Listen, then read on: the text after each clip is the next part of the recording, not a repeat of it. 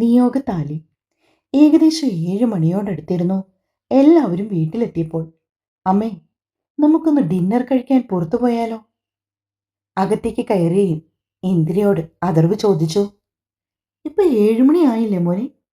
അതിനെന്താ അമ്മേ, ഒരു അരമണിക്കൂർ കൊണ്ട് എല്ലാരും റെഡിയായി ഇറങ്ങി വന്നാൽ മതി. നമുക്ക് പോകാം. എന്നിട്ട് കുറച്ച് ലേറ്റായിട്ട് തിരികെ വന്നാൽ പോരെ? നാളെ എന്തായാലും ശ്രീനന്ദയ്ക്കും ആര്യൻകുട്ടിനും ക്ലാസ് ഒന്നുമില്ലല്ലോ. പിന്നെ ഞാനും ഓഫീസിൽ ലീവാണ്.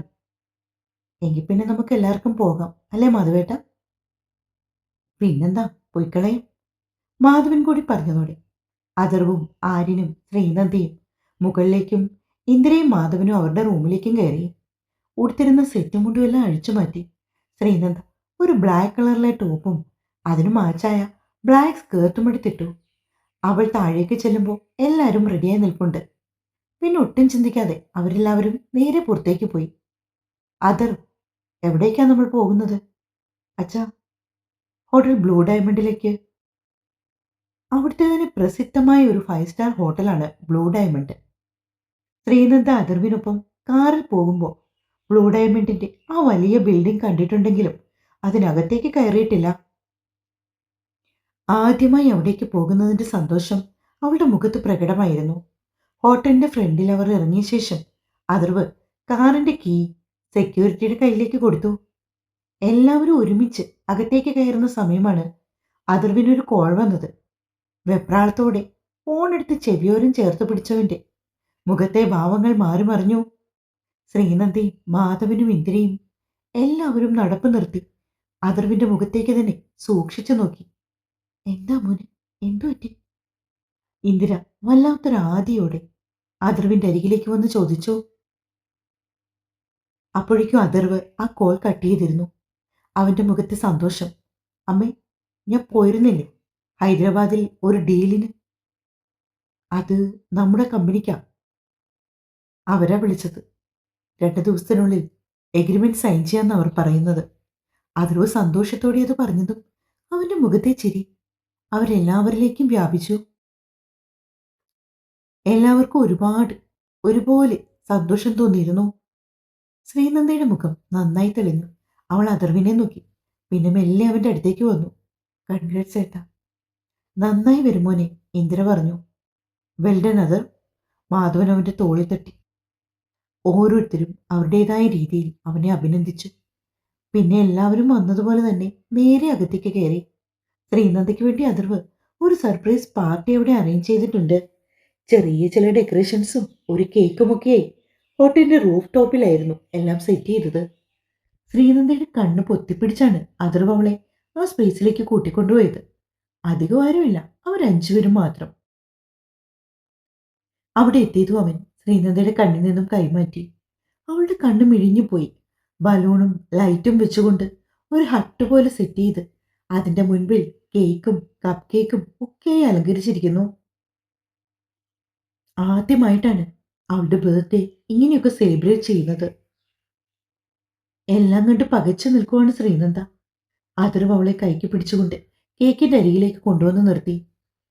കേക്ക് കട്ട് ചെയ്തതും അറിയാതെ ശ്രീനന്ദയുടെ കണ്ണൊന്ന് നിറഞ്ഞപ്പോൾ ഇന്ദിര പെട്ടെന്ന് വെപ്രാളത്തോടെ അവൾക്കടുത്തേക്ക് നടക്കാനാഞ്ഞതും മാധവൻ അവരുടെ കയ്യിൽ പിടിച്ച് അവരെ അവിടെ നിർത്തി. അപ്പോഴേക്കും അഥർവ് പെട്ടെന്ന് തന്നെ അവളെ തോളിൽ തട്ടി ചേർത്ത് പിടിച്ച് ആശ്വസിപ്പിച്ചു. ഇന്ദിര ചിരിയോടെ മാധവന്റെ മുഖത്തേക്ക് നോക്കി. പിന്നെ അവൾ കേക്കൊക്കെ കട്ട് ചെയ്ത് എല്ലാവർക്കും കൊടുത്തു. കുറേയേറെ സമയം വർത്തമാനമൊക്കെ പറഞ്ഞിരുന്നു. ആ 5 സ്റ്റാർ ഹോട്ടലിന്റെ മുകളിൽ നിന്നും താഴേക്ക് നോക്കി നിൽക്കുവാണ് ശ്രീനന്ദ. മാധവനും ഇന്ദിരയും അവിടെ സെറ്റ് ചെയ്തിരിക്കുന്ന പാർക്കിൽ ആര്യൻകുട്ടിനെ കളിപ്പിക്കുന്ന തിരക്കിലാണ്. ശ്രീനന്ദയുടെ മിഴികൾ താഴെ പൊട്ടുപോലെ തെളിഞ്ഞു കാണുന്ന വാഹനങ്ങളിലും നഗര കാഴ്ചയിലും മുടക്കിപ്പോയി. രാത്രി ആയതുകൊണ്ട് തന്നെ ബിൽഡിങ്ങുകളിലും റോഡിലും എല്ലാം വെളിച്ചമുണ്ട്. വല്ലാത്തൊരു ഭംഗിയുണ്ടായിരുന്നു അവിടെ നിന്ന് രാത്രി കാഴ്ചകൾ ആസ്വദിക്കുവാൻ. അപ്പോഴാണ് അവൾക്ക് അഥർവ് അരികിലേക്ക് വന്ന് നിന്നത്. അവൻ വന്നതൊന്നും പെണ്ണ് അറിഞ്ഞിട്ടില്ലെന്ന് കണ്ടതും അവൻ ഒന്ന് ചുമച്ചു. പെട്ടെന്ന് ശ്രീനന്ദ അരികിൽ നിൽക്കുന്ന അഥർവിനെ ഒന്ന് പാളി നോക്കി. എന്താണ്? മുഖത്തിനൊരു വാട്ടം. ഇഷ്ടായില്ലേ സർപ്രൈസ്? അഥർവത് ചോദിക്കേണ്ട താമസം അവൾ അവനെ ചുറ്റിപ്പിടിച്ചുകൊണ്ടാണ് അവന്റെ നെഞ്ചിലേക്ക് മുഖം ചേർത്തത്. ചെറുതായി ഏങ്ങലടിക്കുന്നുണ്ട്. അവളുടെ ശരീരം ഉലയുന്നതിൽ നിന്ന് തന്നെ അഥർവിന് മനസ്സിലായി. അവൻ മെല്ലെ അവളുടെ നെറുകയിലൂടെ തഴുകി വിട്ടു. അയ്യേ, എന്റെ നന്ദക്കുട്ടി കരയാ. ഞാൻ കരുതിയത് ഇത്രയും നല്ലൊരു സർപ്രൈസ് ഒക്കെ തന്നു എന്ന് പറഞ്ഞ് താൻ ഓടി വന്നെന്നെ കെട്ടിപ്പിടിച്ച് ഒരു ഉമ്മ തരൂന്നോ? പെട്ടെന്ന് അഥർവിന്റെ ആ സംസാരം കേട്ടതും ശ്രീനന്ദ ഒരു പകപ്പോടെ അവനിൽ നിന്ന് അടർന്നു മാറി. അവളുടെ ആ ഭാവമാറ്റം കാണിക്കെ അഥർവിന് ചിരി വന്നു. ഞാൻ ആദ്യമായിട്ടായിട്ട് എന്റെ ബർത്ത്ഡേക്ക് കേക്കൊക്കെ കട്ട് ചെയ്യുന്നത്.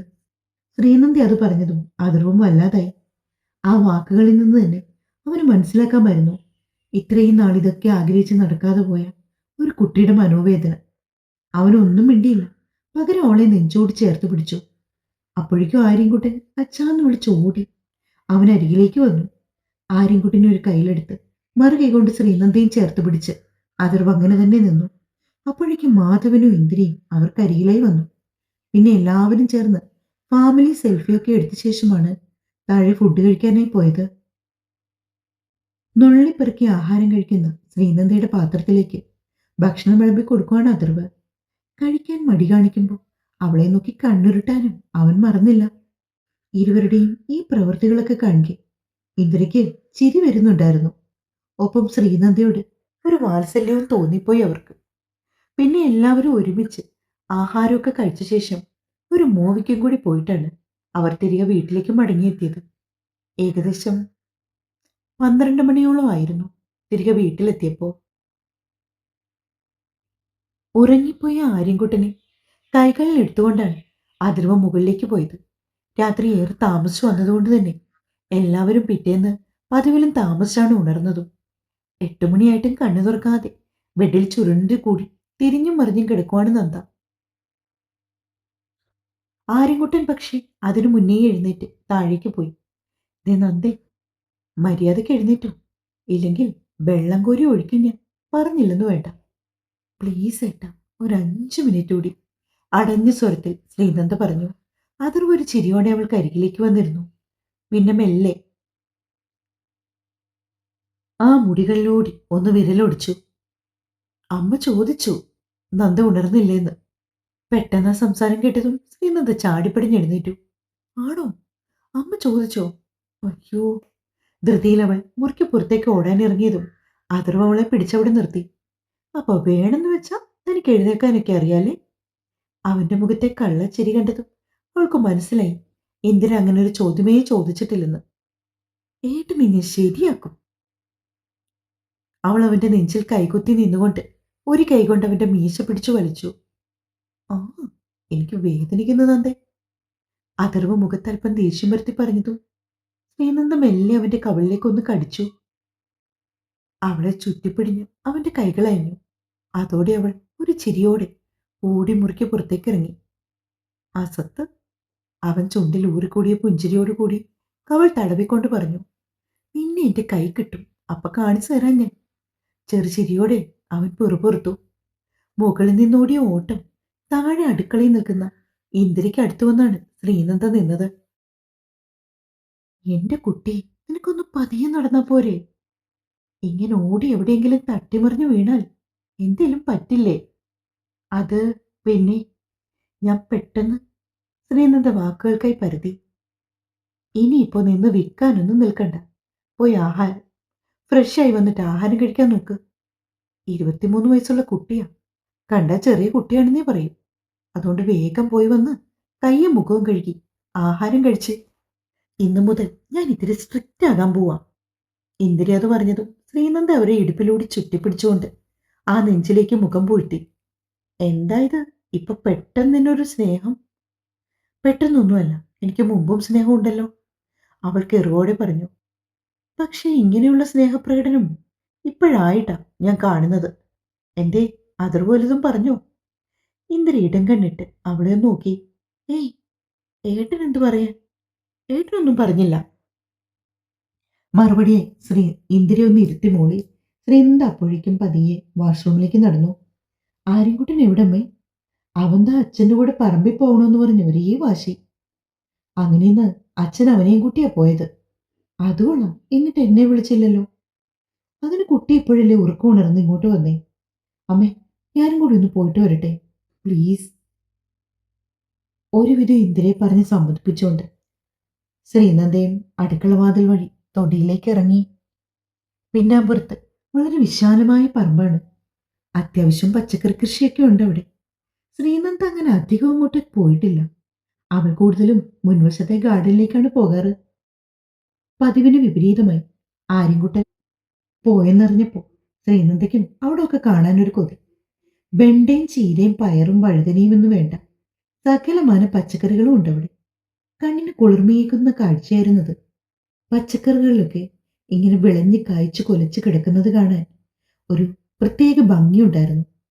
എന്നാലും അച്ഛനെ സമ്മതിക്കണം, ഇതൊക്കെ ഒറ്റയ്ക്ക് നോക്കി നടത്തുന്നില്ലേ? ശ്രീനന്ദ മനസ്സിലോർത്തുകൊണ്ട് മുന്നോട്ട് നടന്നു. അങ്ങ് ദൂരെ നിന്ന് മാധവന്റെയും ആര്യൻകുട്ടന്റെയും ശബ്ദം കേൾക്കാം. ശ്രീനന്ദ പിന്നെ ഒന്നും നോക്കിയില്ല, നേരെ അവിടേക്ക് നടന്നു. ആഹാ, ആരിത്, നന്ദക്കുട്ടിയോ? മോൾ എങ്ങനെ ഇങ്ങോട്ട് വന്നത്? ഒറ്റയ്ക്കാണോ? അതെ അച്ഛാ, ഞാൻ തനിച്ചാ വന്നേ. പച്ചക്കറികൾക്ക് വേണ്ടിയുള്ള ആവശ്യത്തിനായി ഒരു ചെറിയ കൈത്തോട് വെട്ടിയിട്ടുണ്ട്. ആര്യൻകുട്ടൻ അതിൽ ഇറങ്ങി നിൽക്കുവാണ്. പെട്ടെന്നത് കണ്ടപ്പോൾ ശ്രീനാഥയ്ക്കും കൗതുകം തോന്നി. അച്ഛാ, ഞാൻ കൂടി ഇറങ്ങിക്കോട്ടെ ഇതിലേക്ക്? അതിനെന്താ, മോള് ധൈര്യമായി ഇറങ്ങിക്കും. മാധവൻ മുന്നും പിന്നും നോക്കാതെ പറഞ്ഞതും ശ്രീനന്ദ കാലെടുത്ത് വെള്ളത്തിലേക്ക് വെച്ചതും സ്ലിപ്പായി വെള്ളത്തിലേക്ക് വീണു. ദേഹം മുഴുവനും നനഞ്ഞു. ആകെ നനഞ്ഞ പിന്നെ എന്ത് കുളിരെന്ന് പറഞ്ഞ പോലെ കാര്യങ്ങൾ. അവൾക്ക് പിന്നാലെ ആര്യൻകുട്ടനും ആ വെള്ളത്തിലേക്ക് അങ്ങ് ചാടി. ഇരുവരും പരസ്പരം വെള്ളം തെറിപ്പിച്ച് കളിച്ചു. ഇരുവരുടെയും മേലൊക്കെ നനഞ്ഞു കുതിർന്നു. മാധവൻ ആ കാഴ്ചയൊക്കെ നോക്കി ഒരു ചിരിയോടെ ഇരിക്കുകയാണ്.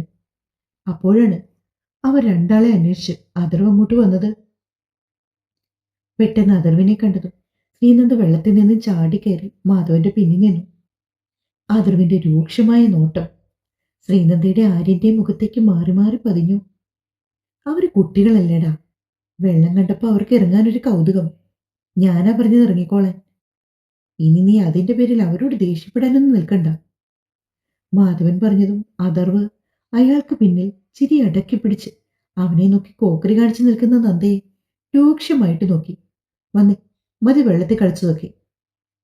അച്ഛാ, കുറച്ചു നേരം കൂടി ഞങ്ങൾ ഇവിടെ കളിക്കട്ടെ എന്ന് പറ. ശ്രീനന്ദ കെഞ്ചി പറഞ്ഞു. മാധവൻ ദയനീയമായി അഥർവിന്റെ മുഖത്തേക്ക് വീണ്ടും നോക്കി. പിന്നെ മെല്ലെ നന്ദയെയും, മോളെ, നമുക്ക് വേറൊരു ദിവസം വരാം.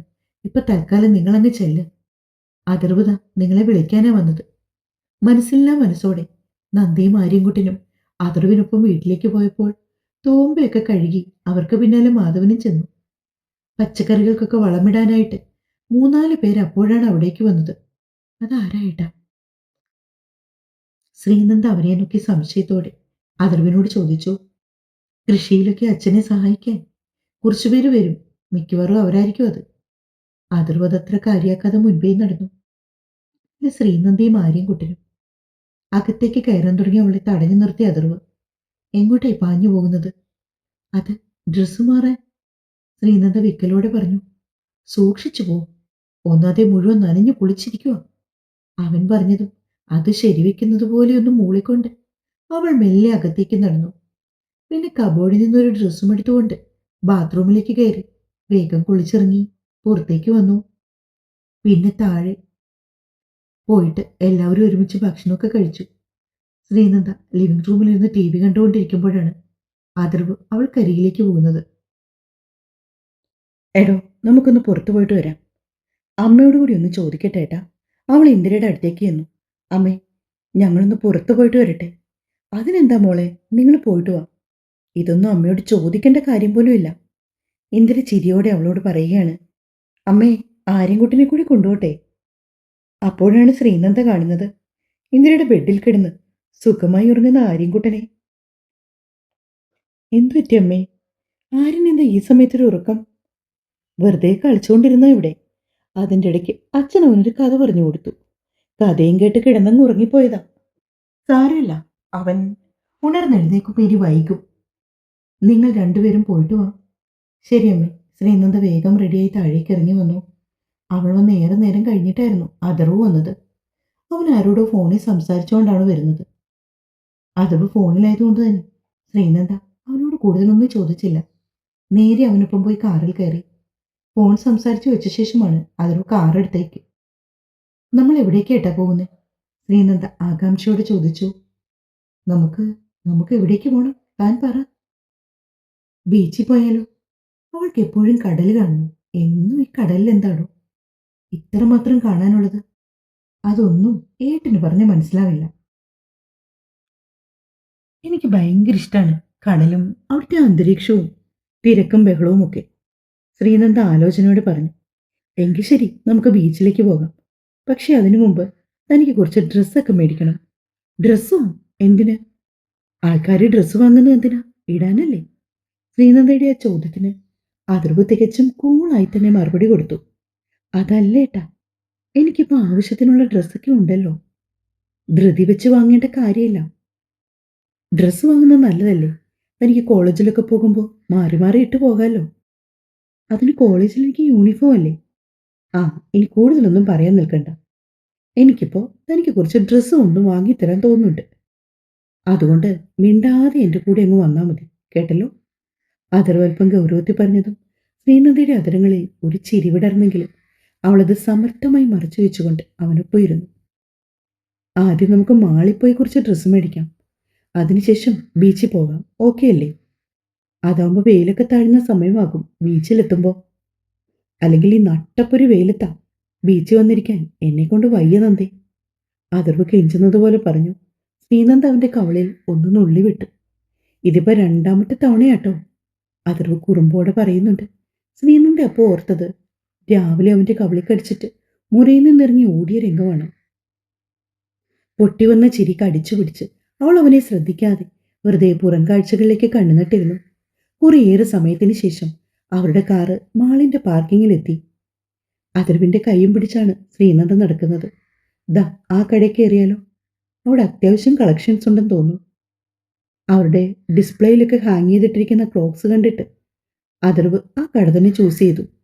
അവനൊപ്പം അകത്തേക്ക് കയറി. അതർവ് ഒരു സൈഡിൽ ശ്രീനന്ദയ്ക്ക് വേണ്ടി ഡ്രസ്സ് തിരയുന്ന തിരക്കിലാണ്. അതൊരു കംപ്ലീറ്റ് വുമൺ സ്റ്റോറാണ്. ശ്രീനന്ദയും അവിടെ കണ്ട ഡ്രസ്സുകളിലൂടെയൊക്കെ വെറുതെ വിരലൊടിച്ച് നടന്നപ്പോഴാണ് അവളുടെ കണ്ണിൽ ഒരു കാഴ്ച ഒടുക്കിയത്.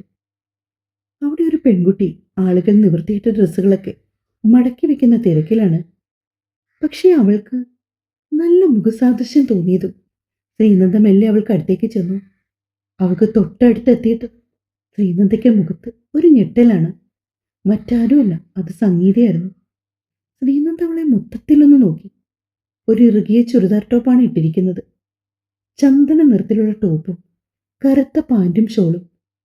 അതിനേക്കാൾ ഏറെ ശ്രീനന്ദയെ അമ്പരിപ്പിച്ചത് ആ ഇറുക്കി പിടിച്ചിരിക്കുന്ന ടോപ്പിനിടയിലൂടെ വെളിവായ അവളുടെ വയറാണ്. ചേച്ചി, ചേച്ചിയുടെ വിവാഹം കഴിഞ്ഞോ? ചേച്ചി എന്താ ഇവിടെ? ശ്രീനന്ദ മനസ്സിൽ പറഞ്ഞുകൊണ്ട് ധൃതിയിൽ സംഗീതയുടെ അടുത്തേക്ക് ചെന്നു. ചേച്ചി. ശ്രീനന്ദ ശബ്ദം ഉയർത്തി വിളിച്ചതും സംഗീത ഞെട്ടലോടെ അവളുടെ മുഖത്തേക്ക് നോക്കി. പെട്ടെന്ന് എന്തോ ശ്രീനന്ദ ചോദിക്കാനായി തുടങ്ങിയതു. ശ്രീനന്ദയ്ക്ക് മുഖം കൊടുക്കാണ്ട് സംഗീത ട്രയൽ റൂമിന്റെ ഭാഗത്തേക്ക് പോയി. ശ്രീനന്ദ അവിടേക്ക് ചെന്ന് നോക്കിയെങ്കിലും ഒരുപാട് റൂംസ് ഉള്ളതിനാൽ എവിടേക്കാണ് സംഗീത കയറിപ്പോയതെന്ന് അവൾക്ക് കൃത്യമായി കണ്ടുപിടിക്കാൻ കഴിഞ്ഞില്ല. ശ്രീനന്ദ വെപ്രാളത്തോടെ ഓടി അതർവിന്റെ അടുത്തേക്ക് വന്നു. ഓടിക്കത് ചരികിലേക്ക് വന്നവളെ കാണി അതർവിന് എന്തൊക്കെയോ പന്തികേട് തോന്നി. എന്താടോ, എന്തുപറ്റി? മുഖം എന്താ വല്ലാണ്ടിരിക്കുന്നേ? ഏട്ടാ, ഞാനിവിടെ വെച്ച് സംഗീത ചേച്ചിയെ കണ്ടു. സംഗീതയോ? അതാര്? ശ്രീനന്ദ പെട്ടെന്ന് പറഞ്ഞപ്പോൾ അതർവിന് ആളെ മനസ്സിലായില്ല. എൻ്റെ അമ്മാവിൻ്റെ മൂത്ത മോള്. ഓ, അതാണോ ഇത്ര വലിയ കാര്യം? അവർ വല്ല ഡ്രസ്സ് മേടിക്കാൻ വന്നതായിരിക്കും. അയ്യോ, അങ്ങനെ അല്ല ഏട്ടാ. ചേച്ചി ഡ്രസ്സ് മേടിക്കാനല്ല, ചേച്ചി ഇവിടെ ജോലി ചെയ്യുന്നുണ്ടെന്ന് തോന്നുന്നു. ഡ്രസ്സൊക്കെ അടുക്കി പെറുക്കി വെക്കുന്നതാ ഞാൻ കണ്ടത്. എങ്കിൽ പിന്നെ ആ കുട്ടി ഇവിടെ ജോലിക്ക് കയറി കാണും. അയ്യോ ഏട്ടാ, അങ്ങനല്ല. ഇവിടെ വന്ന് ജോലിക്ക് നിൽക്കേണ്ട അവസ്ഥയൊന്നും അമ്മാവൻ്റെ മക്കൾക്കില്ല. പിന്നെ ചേച്ചി ഗർഭിണിയാണ്. അപ്പോൾ വിവാഹം കഴിഞ്ഞ് കാണും. അതറും എല്ലാം വളരെ സിമ്പിളായിട്ടാണ് പറയുന്നത്. എങ്കിൽ പിന്നെ ഒരു കാര്യം ചെയ്യും, താൻ തന്നെ അമ്മാവനെ വിളിച്ച് നേരിട്ട് കാര്യം ചോദിക്കും. അപ്പം അറിയാലോ. അഥർവത് പറഞ്ഞപ്പോൾ ശ്രീനന്ദയ്ക്കും തോന്നി അത് തന്നെയാണ് നല്ലതെന്ന്. അവൾ പെട്ടെന്ന് ഫോൺ എടുത്തു. സജീവന്റെ നമ്പറിലേക്ക് കോൾ ചെയ്തു. കുറച്ചു നേരം ബെല്ലടിച്ച ശേഷമാണ് സജീവൻ ഫോൺ എടുത്തത്. ഹലോ ഹലോ അമ്മാവ, ഞാൻ ശ്രീനന്ദയാ. പറ മോളെ, മനസ്സിലായി? അമ്മാവ, സംഗീത ചേച്ചിയുടെ വിവാഹം കഴിഞ്ഞു. ഒരു ഞെട്ടലോടെയാണ് ശ്രീനന്ദയുടെ ആ ചോദ്യം സജീവന്റെ കാതിൽ വന്ന് പതിഞ്ഞത്. ഒരു നിമിഷം എന്തു മറുപടി പറയണമെന്നറിയാതെ പകച്ചു നിന്നുപോയി അയാൾ. അതേസമയം സജീവന്റെ മറുപടി അറിയാനുള്ള ആകാംക്ഷയും. കാതോരം ഫോണും ചേർത്ത് പിടിച്ച് ശ്രീനന്ദയിൽ നിന്നു. തുടരും. ഇങ്ങനെ പോട്ടല്ലേ, എല്ലാം സെറ്റാക്കി തീർക്കാം. എന്നും നിങ്ങൾ കൂടെ കാണണം. പിന്നെ അഗ്നിസാക്ഷി നല്ല സ്റ്റോറിയാണ് കേട്ടോ. പൗർണമി എന്ന റൈറ്ററാണ് എഴുതിയത്. വായിച്ചു നോക്കണേ. വായിച്ചിട്ട് നിങ്ങളുടെ അഭിപ്രായം പറയാൻ മറക്കല്ലേ.